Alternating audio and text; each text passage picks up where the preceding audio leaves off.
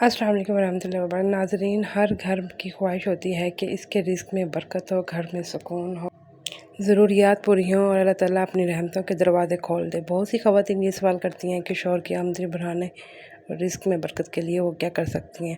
آج ہم ایسی 10 عادتوں پر بات کریں گے جو قرآن و سنت اور اسلامی تعلیمی روشنی میں رزق میں برکت کا ذریعہ بن سکتی ہے۔ نمبر 1، شوہر کے لیے دل سے دعا کرنا۔ سب سے پہلے اور اہم عادت شوہر کے لیے اخلاص کے ساتھ دعا کرنا ہے۔ ایک نیک بیوی کی دعا اللہ تعالیٰ کے ہاں بڑی قدر رکھتی ہے۔ روزانہ فجر کے بعد، نماز کے بعد اور خاص طور پر تہجد میں دعا کریں گے، اللہ میرے شوہر کے رزق میں برکت عطا فرما، ان کے لیے حلال روزی کے دروازے کھول دے۔ دعا صرف الفاظ نہیں بلکہ اللہ پر کامل یقین کا نام ہے۔ نمبر 2، شکر گزاری اختیار کرنے۔ بعض اوقات آمدنی کم ہونے پر شکایتیں شروع ہو جاتی ہیں۔ اللہ تعالیٰ فرماتا ہے اگر تم شکر کرو گے تو میں نعمتیں اور بڑھا دوں گا۔ گھر میں یہ ماحول بنائیں کہ جو موجود ہے اس پر شکر ادا کیا جائے۔ شکر رزق کو بڑھاتا ہے جبکہ ناشکری برکت کو کم کر دیتی ہے۔ نمبر 3، فضول خرچی سے بچنا۔ رزق میں برکت صرف زیادہ کمانے سے نہیں بلکہ صحیح خرچ کرنے سے بھی آتی ہے۔ بلا ضرورت خریداری، دکھاوے اور فضول اخراجات سے بچے۔ ایک تو یہ ہمارا دکھاوا تو جان ہی نہیں چھوڑتا ہے نا، خاص طور پہ عورتوں کا یہ بہت بڑا مسئلہ ہے۔ عورتوں میں دکھاوے کے لیے پتہ نہیں کتنے لاکھوں روپے خرچ کر دیتی ہیں، تو خدارہ دکھاوے اور فضول خرچ سے بچیں، سمجھداری سے بجٹ بنائیں اور گھر کے وسائل کو محفوظ رکھیں۔ جو شخص اسراف سے بچتا ہے اللہ تعالیٰ اس کے مال میں برکت عطا فرماتا ہے۔ نمبر 4، گھر میں نماز کا ماحول بنانا۔ جس گھر میں نماز ہو وہاں رحمت نازل ہوتی ہے۔ میری کمائی صحیح جگہ پہ یوز ہو، احساس کرے میری بیوی، اور غلط جگہ پر خرچ نہ کرے، رزق کو ویسٹ نہ کرے۔ بہت سی عورتیں ہوتی ہیں جو رزق ویسٹ کر رہی ہوتی ہیں۔ رزق ویسٹ کرنے سے اچھا ہے کہ آپ کسی غریب کو دیا کریں، گھر میں جیسے کام والی آتی ہیں یہ وہ سب کو دے دیا کریں نا، اس طرح سے رزق ویسٹ نہ کیا کرے، تنقید کے بجائے حوصلہ افزائی اپنے۔ نمبر 7، استغفار کی کثرت۔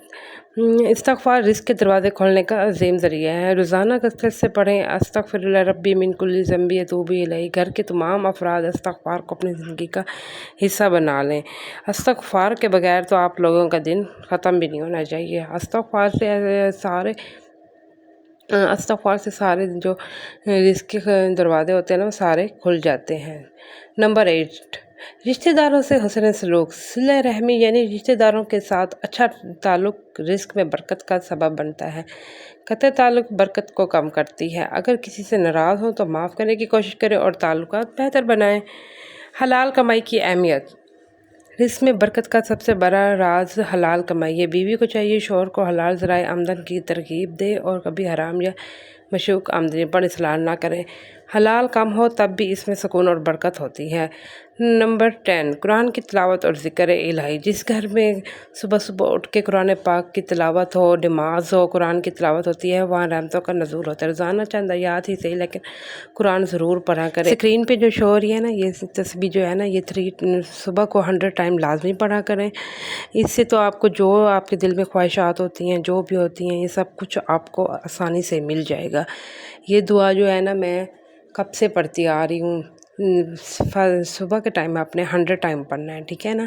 اور اس کے بعد ایک یہ دعا ہے، اس کو بھی آپ نے ڈیلی کا معمول بنا لینا ہے۔ یہ میں نے اپنی ویڈیوز میں اکثر بتاتی ہوں کہ یہ اس دعا کا بڑا ہی اثر ہے۔ اس دعا کو پڑھنے سے نا ہر مشکل آپ کی آسان ہے، رشتے نہیں ہو رہے، گھر میں مصیبتیں ہیں، گھر میں سکون نہیں ہے، رزق کی کمی ہے، تو آپ نے یہ دعا ربی انی لما انزلت الا من خیر فقیر، یہ جو دعا ہے نا اسکرین پہ بھی شو ہو رہی ہوگی، تو آپ نے یہ لازمی پڑھنی ہے، ٹھیک ہے نا۔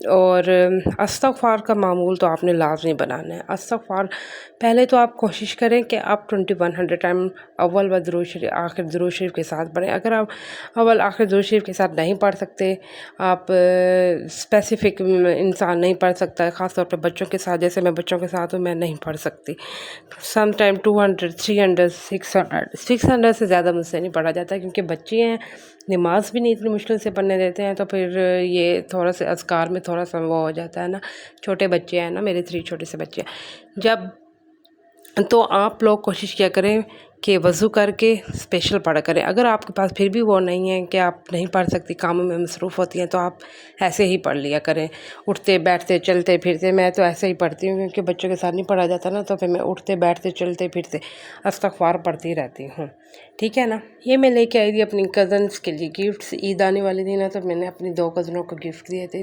کہتے ہیں گفٹ دینے سے بھی نا دل میں محبت پیدا ہوتی ہے، تو میں ہر انسان محبت ادھر توجہ جاتا ہے۔ کبھی کبھی ہم اپنے پیاروں سے محبت تو کرتے ہیں لیکن اس کا اظہار نہیں کر پاتے، ایسے میں ایک چھوٹا سا تحفہ بھی وہ ایک کام کر جاتا ہے جو لمبی باتیں نہیں کر پاتی۔